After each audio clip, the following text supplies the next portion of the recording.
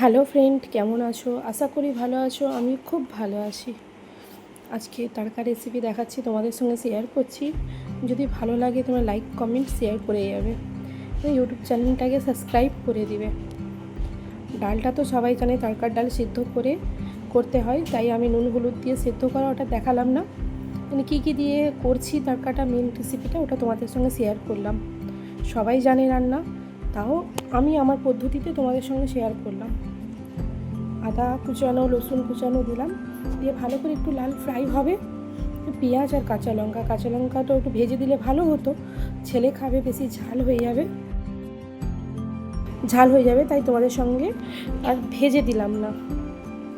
পেঁয়াজটা দেওয়ার পরে হালকা লাল হবে, তারপরে একটু নুন দিয়ে দেবো, কারণ নুনটা দিলে পেঁয়াজটা ভালোভাবে সেদ্ধ হয়ে যায়, তাড়াতাড়ি সময় লাগে না নুন দিয়ে দেওয়ার পরে। দেখো নুন দিয়ে দিলাম সামান্য, যতটা লাগবে সেটা টেস্ট করে পরে দেবো, বাট প্রথমে একটু দিয়ে দিলে পেঁয়াজটা তাড়াতাড়ি সেদ্ধ এবং লাল হয়ে আসে। তাই পেঁয়াজটার সঙ্গে নুনটা দিয়ে দিলাম, এর সঙ্গে টমেটো দিয়ে দিলাম। টমেটোটা গলতে সময় লাগে, তো পেঁয়াজের সঙ্গে টমেটোটা গলে যাবে সেই জলে, আর জল এক্সট্রা দিতে হবে না আমাকে। টমেটো আবার যদি মুখে লাগে খেতে চাই না, পেটুও খেতে চাই না, বড়ও খেতে চাই না, তাই টমেটোটা আগে দিয়ে দিলাম। সামান্য হলুদ গুঁড়ো দিলাম, সেদ্ধ করার সময় হলুদ গুঁড়ো দিয়েছিলাম, তাও একটু মশলার জন্য দিলাম।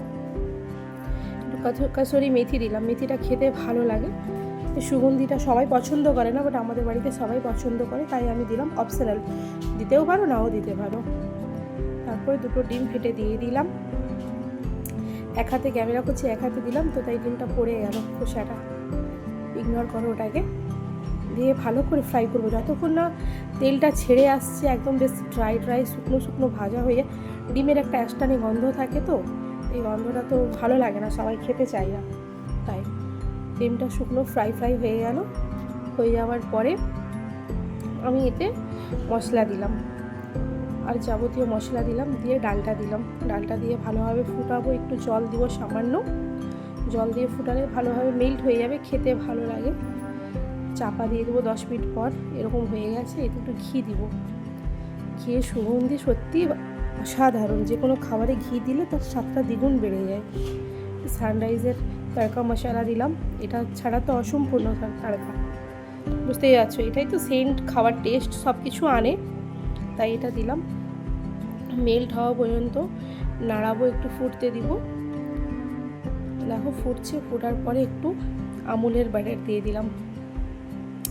বাড়িতে খাবো, একটু ভালোভাবে না হলে গার্নিশের জন্য হরা ধনিয়া দিয়ে দিলাম। সমাপ্ত।